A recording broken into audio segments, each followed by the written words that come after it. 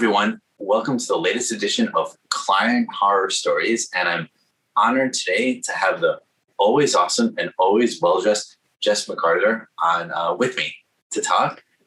Let's dive right into your story. Jess, take it away. Thanks, Morgan. I appreciate you having me. I'd like to flash back to my early days when we were just getting started with our web application development company. It was called SageBit. And we'd been developing our own products for 2 years. And we were too early with everything. We were YouTube too early, 2 years too early before YouTube even started its growth. And so while we were waiting for the market to catch up with us, we said, oh man, we're going to have to start doing development to pay the bills. And so as we were still developing our own small products, we also did little tiny contracts for companies, a one-off project to do some web scrapers, a one-off project to do a website.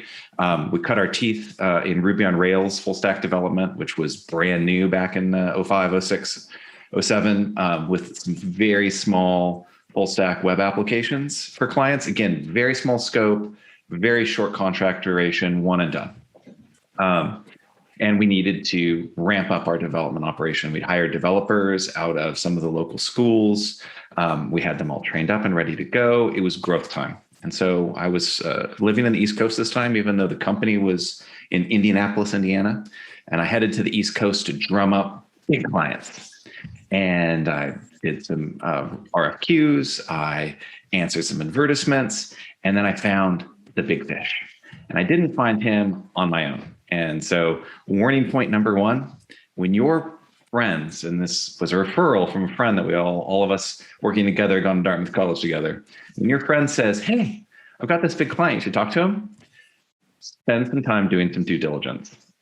We didn't do as much due diligence as we need to, right? You're moaning, you know what I'm talking about and where this is headed. Question. Yeah. What sort of, when you get an introduction, what sort of due diligence would you recommend doing? Most people you commonly Google them to see if there are any obvious red flags. He was in a terrible lawsuit, but beyond that, what sort of due diligence do you recommend? Definitely go beyond that, because on paper, this client was amazing. We're talking about a math and music prodigy, international from a different country, very successful in New York with what had been done to date. And so you have this idea from the background on paper that this is something that's well-funded, well-capitalized, that has a good bit of runway to go. So it starts with the personal questions. I really wish I'd asked my friend who did the referral, how long have you worked for this guy? How big has your contract been? Has your contract been fixed scope? And have you had any problems? Because if I'd asked those questions, Morgan, I would have learned that he just started working. Within 2 months, he'd had like 5 or 6 change orders. There had already been one missed payment, and he was doing wireframes for the client. Wireframes are not a full website. They're not, exactly. They're definitely not ambitious giant project like this guy was planning. So at this point, I'll introduce some background on the project without going, we're keeping it anonymous, I believe, right? Yeah, okay. Exactly. It was a shopping project. It was to build, in 2005, 6, 7, web commerce had already gone through the Web 1 boom and bust cycle. More things were moving online for buying. And this was a very ambitious idea to do all of your shopping lists and all of your shopping online across multiple sites, all housed within this one grand site that you have single login. So it was really ahead of its time in terms of how long did Google take until it rolled out single login, or Facebook to other websites? It was a decade later almost. How long has Amazon been working on building a product like this where you can shop all of the stores? A long time. So big ambitious project, more due diligence. So there would have been some warning signs if I'd interrogated the friend more closely. You have to question motivation is another thing, right? So explain. The acquaintance who brought us this referral was clearly under pressure from the guy. Right? I hired you because you're doing front-end design and wireframes and investor pitch decks for a long time. And part of what I hired you for is that you have connections. So you say, you know, people that develop things. I want some developers, put them here in front of me right away. You know, and the question, how you phrase that nicely is, hey, the referral you brought us that you're working with, you know, has it been a really copacetic, mutually agreeable relationship so far? Are you feeling a little pressure? Are you having any problems? And he probably would have told us that time, like, yeah, this guy's really, you know, looking for some developers, and we could have taken it at that point and turned it back around. And this is not an irredeemable project. Almost no project is irredeemable, but we really should have put some more guardrails in place. And this would have been our first warning sign. So before I talk about guardrails and what happened next, I want to add a comment on due diligence. I love your point on due diligence. And what's interesting is phrases like due diligence make people feel worried. Oh my God, due diligence, lawyers, research, hard. But your insight is actually important. Often due diligence is as easy as asking the mutual connection. Tell me the details of how it went. And that it's easy, but that little bit goes so far in helping alert you to the yellow flags. And it doesn't need to be a full-blown background investigation, but you know, maybe a few questions about finance are really appropriate. And you know, for instance, I've also done a lot of real estate transactions, and one of the things we do when we're buying or selling a property, if a buyer, for instance, says, "Oh yeah, well, this is an all-cash offer," it's totally acceptable at that point to say, "That is fantastic. We really look forward to it. It's very strong. Verbally, would you please just provide the documentation that funds are available?" And it's not put all the money right now into an escrow account. It's just let us have a little peek behind the curtain and make sure that some of the things you're saying match up with and like often like a screenshot goes a long way. Like a bank account screenshot or an MOU, a memorandum of understanding from an investor who hasn't even given you the funds yet. Or, you know, just a sneak peek of like, okay, we'll sign the NDA, we'll get all confidential. And now that we're confidential, if you would be so kind, would you pretty please disclose a few names of the investors in your project so that we can just do some quick background research to make sure they're legitimate. Not, I need to sit down and have an hour meeting with your investor. Totally. I need to double check that this person actually exists. Because some people are a little more flim-flam than others. And there might not have been as many investors behind this project as we were initially led to believe. And because we didn't ask the question and we didn't get any sort of verification, it became a tough spot later on when the bills came due. You're teasing me about what happens next. So you get this. Exactly. So you get this intro. You didn't do the due diligence. We didn't do enough due diligence. It's true. We were so excited. We really needed a big client, and this was the first big fish client that was on the rod. We'd lost some really key contracts during even earlier in negotiation before we'd had a chance to get down the due diligence road. It had been 2 or 3 big misses at that point that had happened over that summer, and this was the height of New York City summer. It's hot, humid. And back then, you still did a lot of literally pounding the streets to go to a lot of these meetings. You had to have a salesperson, who was me at that point, on the ground, going into these offices and having that last stage meeting face to face. And so it had been a long, hot summer of on and off the subway, going to these client meetings. And I was not on my A game at that point. I was a little run down from having this sales cycle bust on me a few times. And so I was excited to push a client through the sales funnel and into signed. And that's warning 2 on your background research is never be so eager and so anxious that you forget to do the fundamentals, because the only thing worse than no contract is a bad contract. Love it. This might be the title of the podcast. Go for it. My notes have big client, big mess. It was our first big client. I mean, we had not worked with, as I alluded to in our preamble here, we had not worked with someone this big before. We'd not had a contract this big. They'd been very fixed scope. Okay. Step one, so your referrals, due diligence. but this is great. Love the lesson so far. So you're eager, and what happened? So without fully doing our due diligence, with asking some cursory questions about financing, we leap into mistake number 2. And so next on my list, it's just written as payment and scope. We had always asked for deposits with our contracts. We had good legal advice to set up the contracts. The contracts are sound. And, you can there's so many different companies that offer boilerplate legal contracts now online. You can get a really good contract for a development deal like this. You literally change nothing to it and have it work great for you. We had these customized, so we've gone one step beyond boilerplate. And you can't define an overall project cost unless you have the scope right. And so you can't get a proper down payment unless you define the project scope.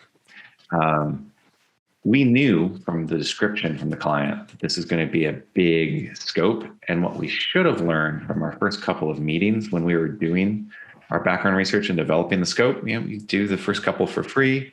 You meet with the person, you get their specifications, and then at some point you need to flip the flag like you're a New York City taxi driver. That meter, needs to start running.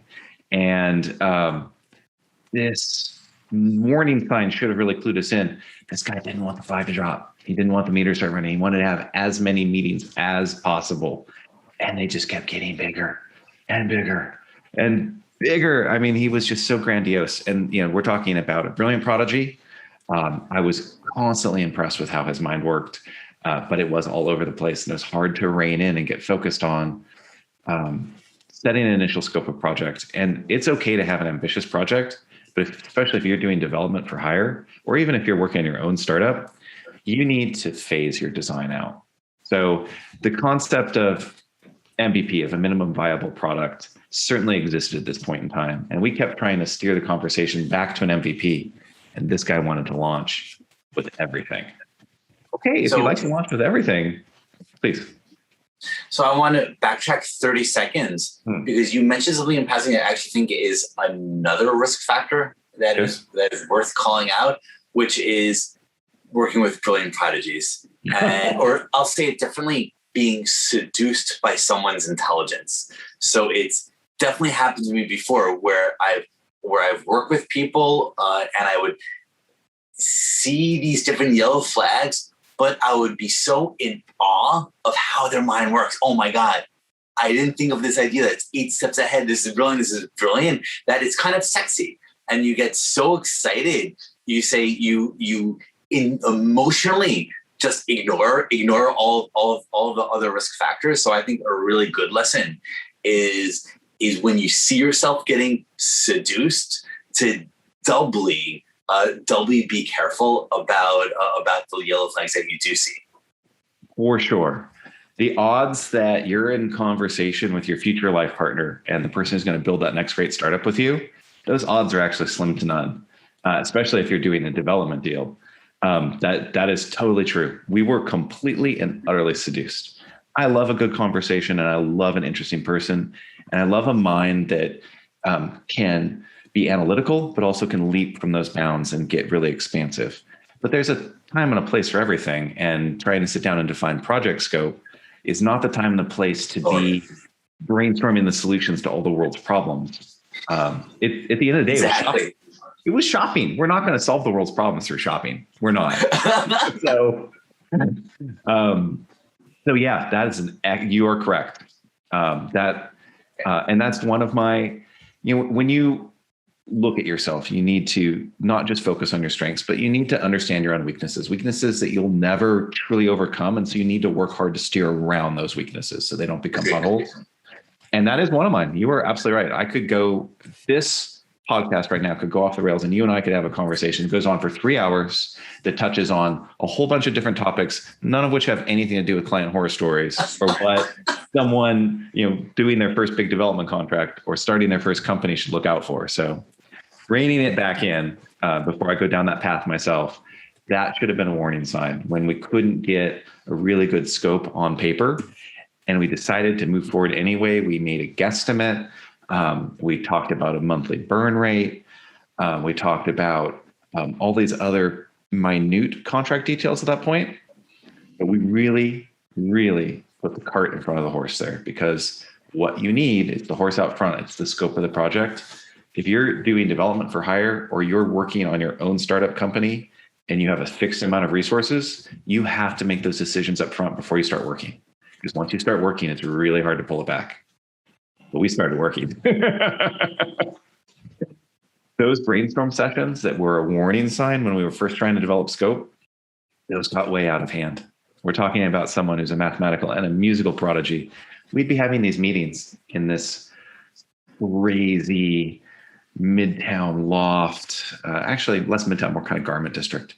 So 30s in Manhattan. And he had computer equipment and musical equipment, and he'd pull out a keyboard and noodle noodle a signature musical phrase and be like, okay, we're trying to develop the feature set that matches this tonal feeling. It's like, whoa, we have gone full on seduction mode. Yeah. We are not in Kansas anymore, Toto. We have gone way off the radar here. What? So, and the problems will amplify if you don't continue your due diligence. So when you have a startup client you're working for, if you're a startup yourself, you're still in fundraising mode, particularly when you're in pre-seed and seed rounds. You're bringing money in the door, and you've got an anticipated burn rate and an anticipated raise rate. You cannot let your burn rate get in front of your raise rate. And you can't if you're doing development for hire, it's not your raise, it's their raise. And so we sent our first bill, no problem, paid promptly. And then after the first period of engagement, hey, you guys, we've got our first bill paid, we've got more money coming in the door. We really want to ramp up development. Will you bring on an extra developer? Sure. Yes, because I'm bringing a developer, I have charge you, I'm making more money. Why wouldn't I bring in an extra developer? Oh, wait, remember when you didn't really fully articulate the scope and you got your deposit and you got your first month's payment? You don't know that there's more money there. And you haven't actually done any due diligence at this point. Hey, he's told you he's raising more money. Has he?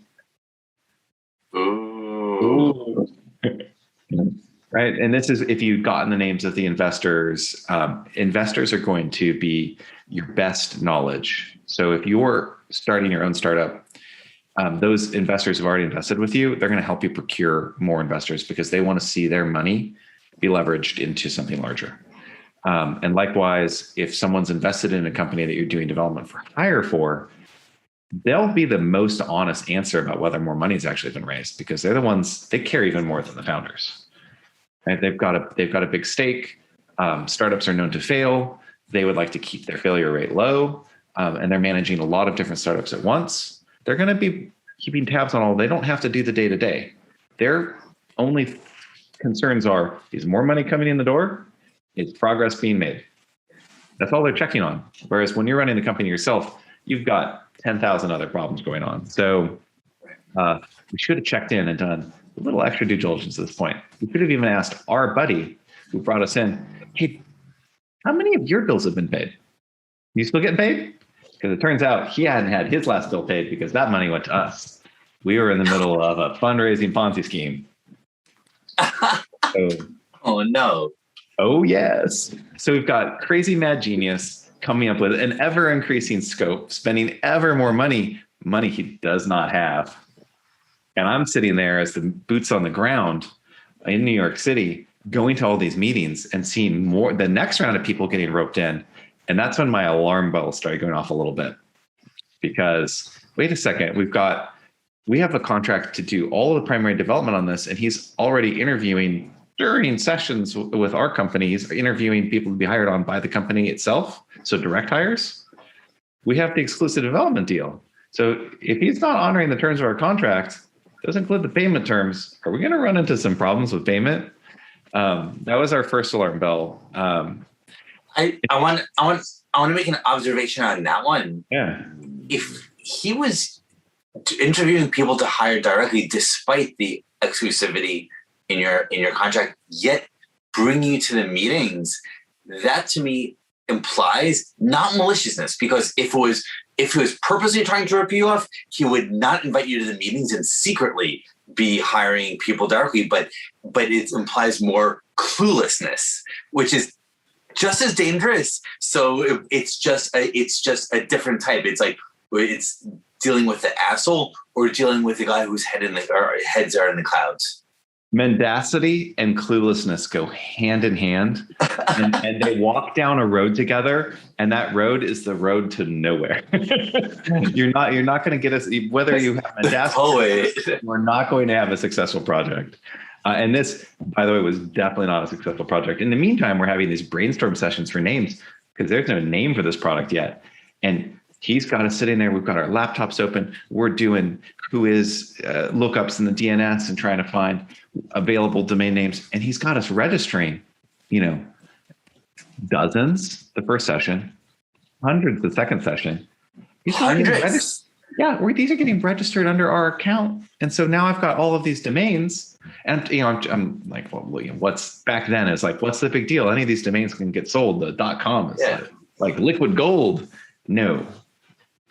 Take this from the guy who owns liquidgoldnails.com. The names are not. Don't ask. It's another project.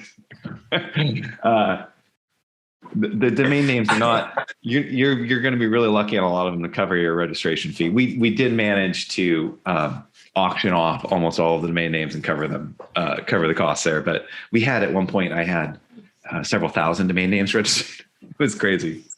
So that's the end of scope. And we've started to allude to some of the things that we can get out of this. And my part 3 to the story is to start finding the upside, which is the rock bottom came right after that. Our second bill was submitted and we had a very long phone call. When the person who wants to see you in person all the time, who is doing hiring in front of you, who is doing fundraising calls in front of you that sound very positive, when that person suddenly doesn't want to see you in person, that's the end is not nigh, the end is there.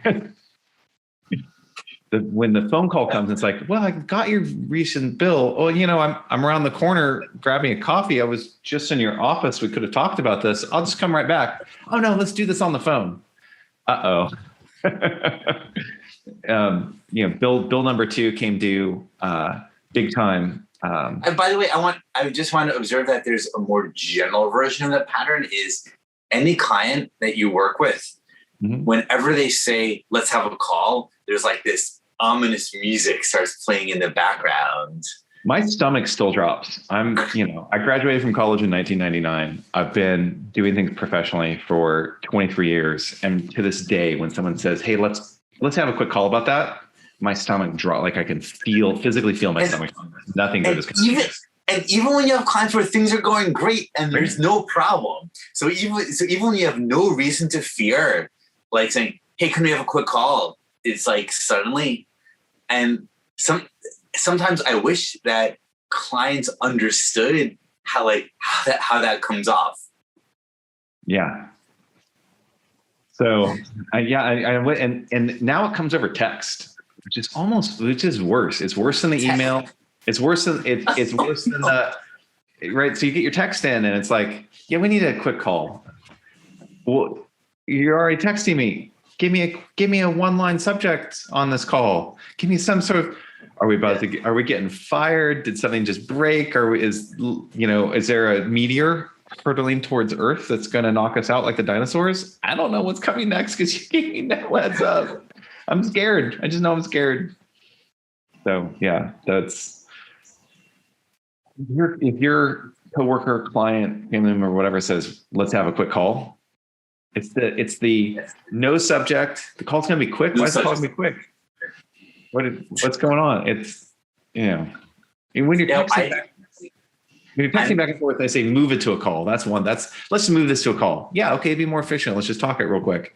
But if it just comes out of the blue and it's like, let's have a call.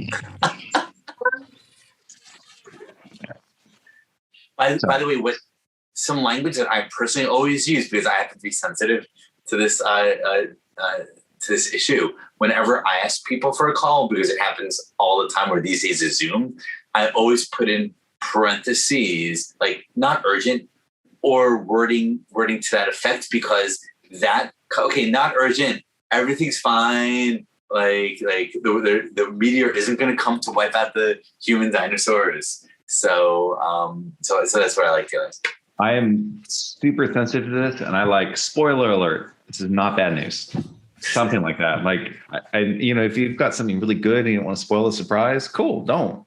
But by all means, if you're not about to drop the hammer on someone, let them know. And if you are about to drop the hammer on someone, let them know. Like, hey, I've got some bad news. It's going to affect work. I really feel that we should talk about this on the phone.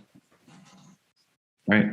Give them opportunity to ask, oh, what's it about? Or, oh, how long should I budget for this? Or, oh, should I have some tissues?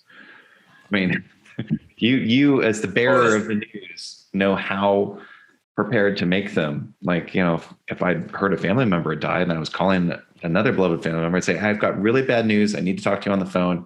You're probably going to be sad. You should have a box of tissues. It's bad news. I'm sorry. Let's just rip the Band-Aid and talk right now, or talk as soon as you can. And that also helps people book the urgency of it, Yeah, let's talk. When? Oh, sometime. Should I be super worried that you don't want to talk to me right away? Or should I be super relaxed because you don't want to talk to me right away? I don't know. You've given me no clues. So,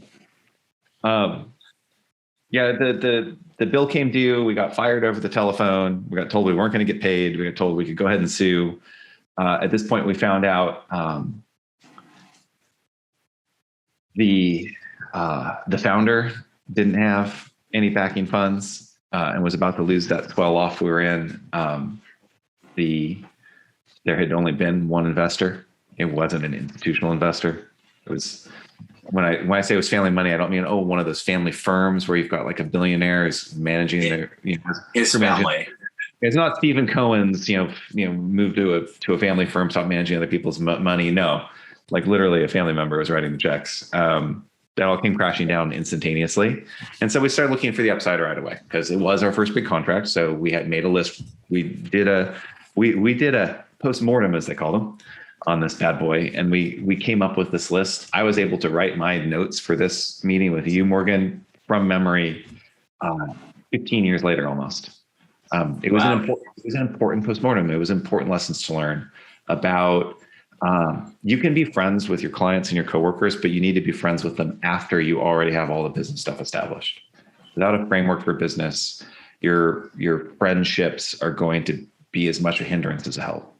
So have your business framework set up first and then become friends about it if you're not friends yet. If you're friends already, put your hands up and be like, let's pause our friendship. I know you, I respect you, I've liked you for X number of years. Let's just pause our friendship real quick. Let's get the business parameters in place and decide how we're going to work together as business people, which we've never done before. And then back right into friendship. It's fine. And if you do those simple things first, you'll save yourself ruined friendships and a lot of heartache and potentially some expensive financial mistakes. This was a big mistake for us. It, just about killed the firm. Now, we didn't go crazy on the guy. We didn't threaten to sue the guy. We took him at his word that there was no money, especially when some of the revelations they were embarrassing. He had built up this idea of this company and didn't have the backup for it, didn't have the investors, and was pretty frank about it, about his ideas and his expectations being up here and his execution, his reality being down here. It was just like you're talking, he had seduced himself, right? He wasn't just seducing us and all the other people he was working with. He had seduced himself, which is something. The strongest type of liar and the most challenging type and the best liar, frankly, are the people that lie to themselves. Yeah. If you buy it all. Totally. Right. I can see Bernie Madoff laying out all of those papers in his financial, his office. And he's got all of these papers laid out, and they, allude to it in the movie. And I can see him looking at those papers and being like, well, these could have been profits. If we made that trade, we could have made this money, but you didn't.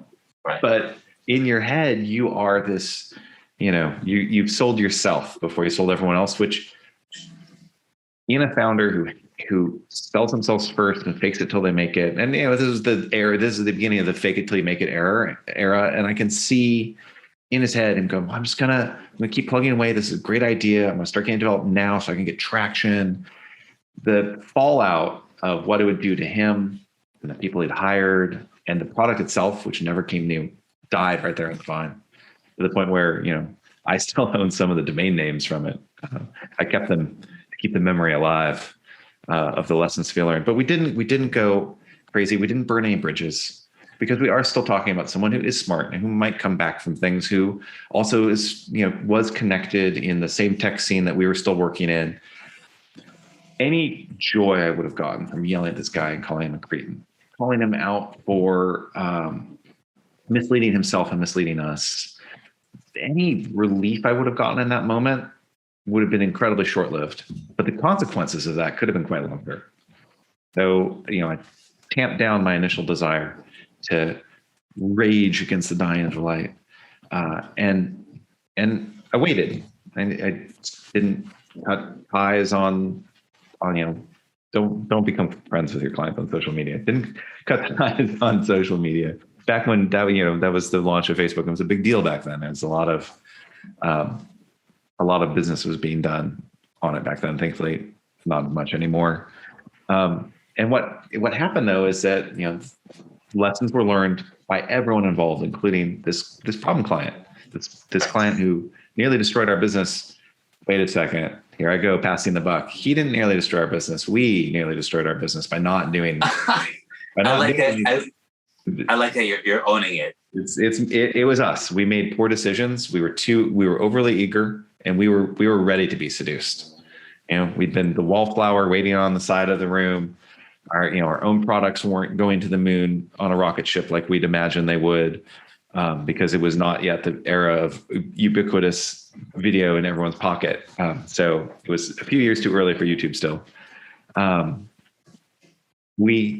I maintained cordial relationships with the person. I also hope that, versus a lawsuit that we didn't have money for, that we might recoup some of the money eventually. And we didn't say we forgive. We also didn't say we forgive your debt. I said, we will hold on to this as a promissory note for now, and we'll see what comes of it. What came of it is that this smart, ambitious person who was well connected in the technology scene all up and down the East Coast landed a CTO position at a very well-funded private social network. And out of guilt, out of love of the incredible work we'd done to date, out of maybe a desire that if he got us something, we might release his code to him, which is never going to happen until the bill is paid. I'm not really sure about the motivation. We never talked about it much, but brought us in and didn't funnel money to us. Just said, I'm CTO of this company. They're going to be doing some outsourcing. I know you guys are still active in that space. This is very well capitalized. Here is who's capitalized this business. That's why I'm working here. They did the due diligence for us and to us without us having to ask for it this time. Brought us to the table and said, make a good pitch. I'm not going to tell them they have to take you, but I'll be your advocate because I've worked with you and I can speak honestly about your company's level of quality, your company's level of thoughtfulness. And so the upside of this whole debacle is that we got signed into a much, much larger contract. We were able to double our developer size. We were able to give ourselves a lot more runway for our own products. There was an upside, not just the lessons learned for future contracts, but this guy came back and in his own way tried to redeem things. We still had to do it ourselves, but. What's also interesting about that is that reveals that he acknowledged internally himself that he fucked up.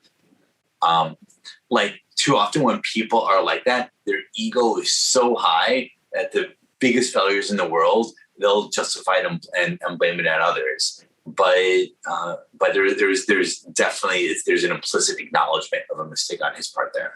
Oh, 100%. And as someone who, it's partially how I was raised, partially my constitution as a human being, I'm a fairly defensive person. I do often start with like, what are the other factors that are going wrong right now? The other factors that are going wrong right now are always going to be going wrong.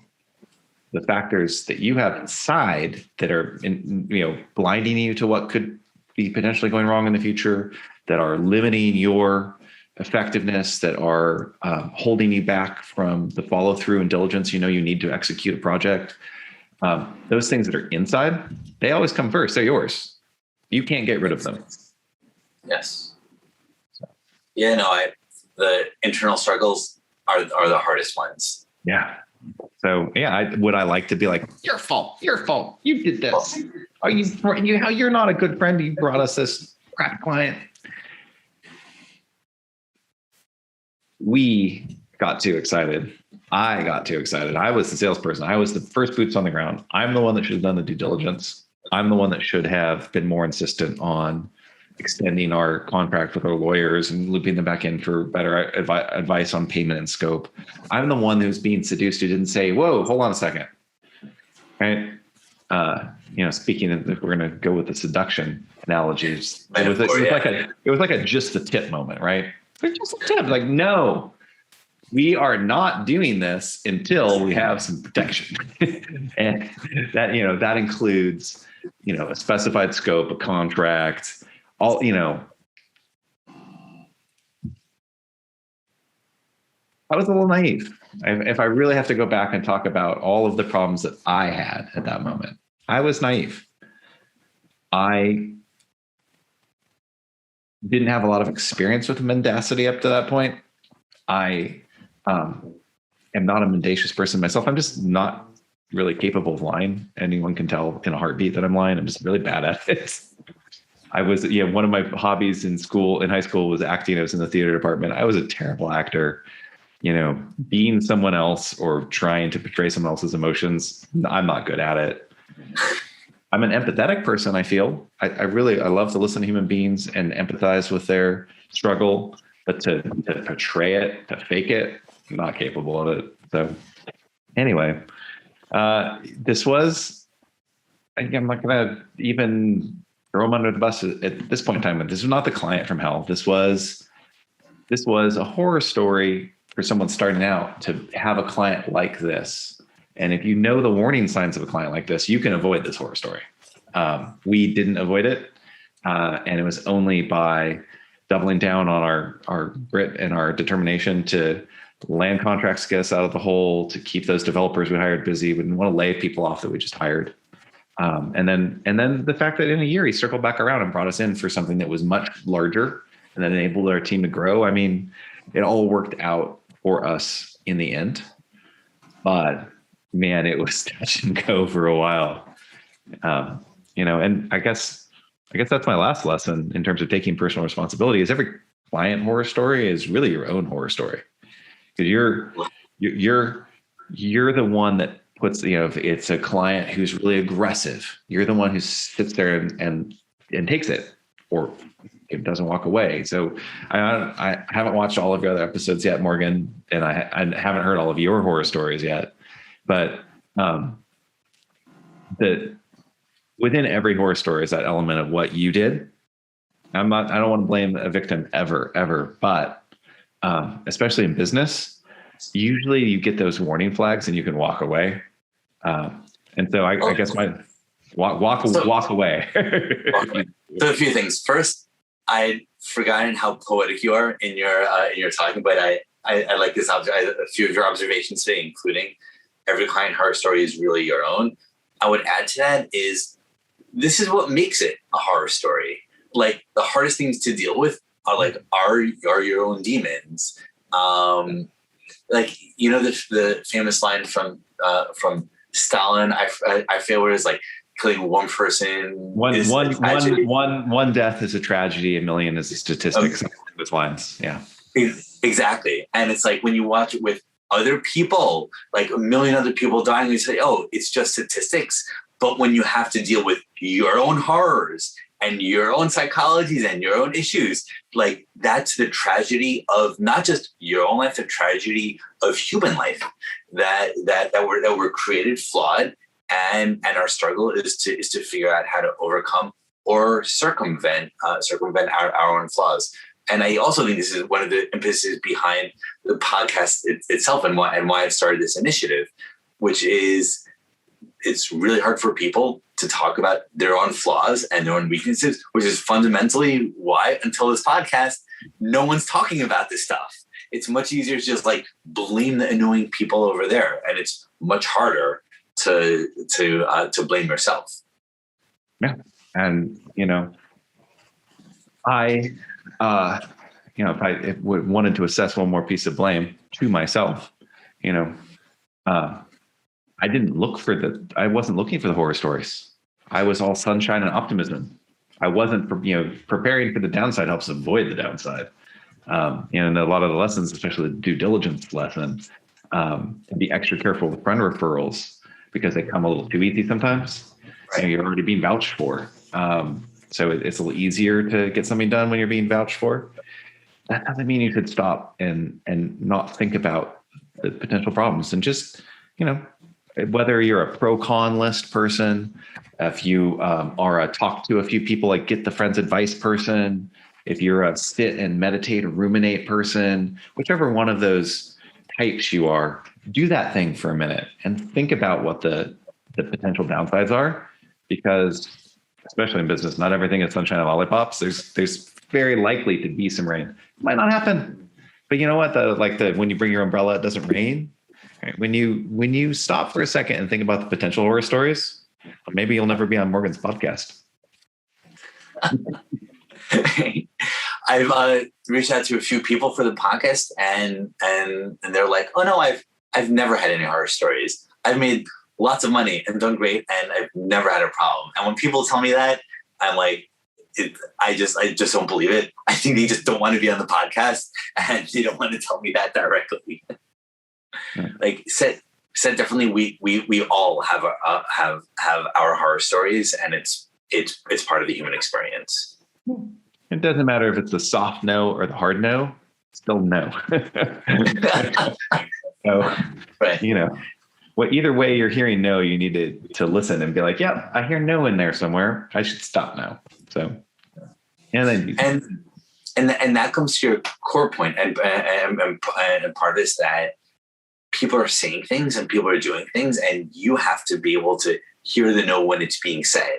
Like, he was acting these ways. He was doing all these things. He was putting up all these yellow flags. You're just too young and too naive in order to realize that color is yellow. You thought the color was green, and yellow and green are kind of similar. They're on the same spectrum. Yeah, they are right next to each other in the rainbow. That's a good point. Yes, all of that. Yes. So your poetic way of speaking is influencing me today. This was great. The lessons are awesome. It's been a great episode.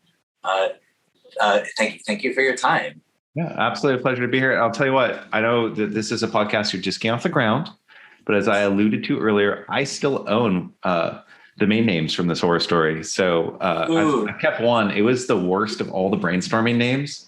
So this was like a shopping list and a shopping bag program. And so I'm still the proud owner of listbag.com.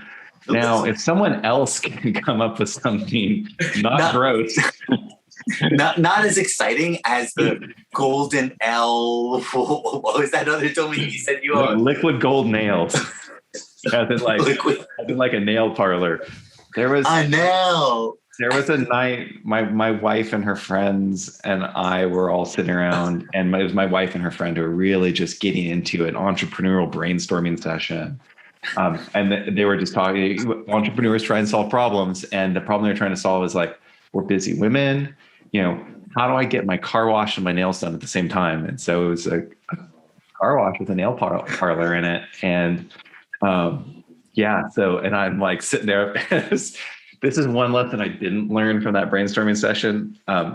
When someone comes up with a good idea, because domains are so cheap to register, I just went out and, like, as they're brainstorming, I registered like several variations of the business idea they were coming up with and just got the domain name. And I still hope that they do this concept. I would go there. I would get my nails done. Have you ever had I'm not a manicure guy, but I love a good pedicure every now and again. I've got gross dude feet. I'm running around all the time. I would totally get a pedicure and have my car washed. I would do that. Treat to the self thing.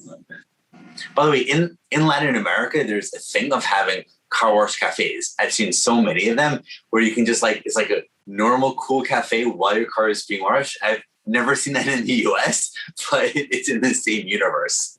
Very, very European, where you would, sometimes on a long road trip, you would need car service as well. And so service stations with not just petrol, but also repairs would often have like a real cafe, not just like a fast food thing, but like a sit down. Exactly. And it's the more relaxed European and Latin and South American way of like, we have this thing we have to do, this long trip.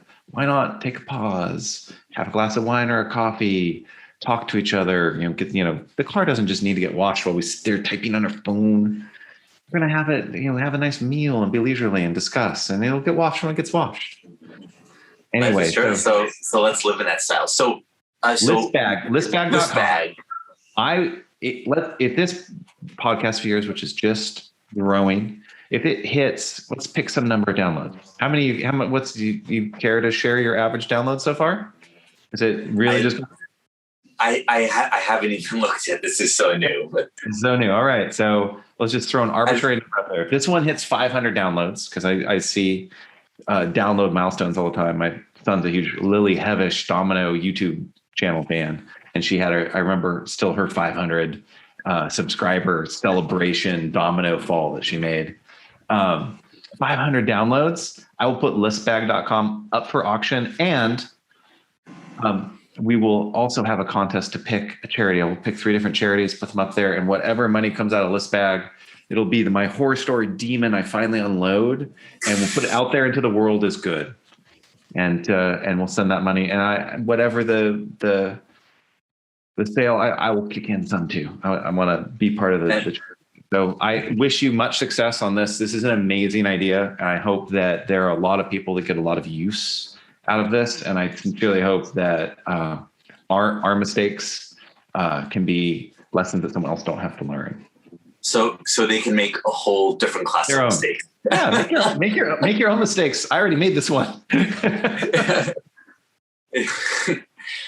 We could redefine progress as the famous quote there where they say progress is just like more tasks are being automated. It could just be just removing the number of mistakes that having fewer and fewer mistakes that people make, or the mistakes they make are more and more unique, and so they're Ooh, yes, love it. The world of custom mistake making. Love it. There might be a domain in there to buy. Let's go register some domains. Custom mistake making. I'm going to see if customized mistakes is available right now.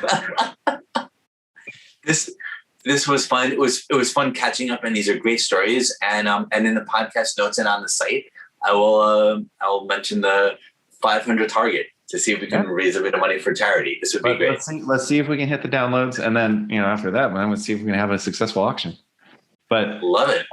I'll tell you what. No matter what happens, listbag.com will be doing something more than it's doing now, which is nothing. Love it. This has been fun. To be continued. It's really pleasurable. Be well and good luck. And thank you everyone for watching. Thanks everyone. Be well.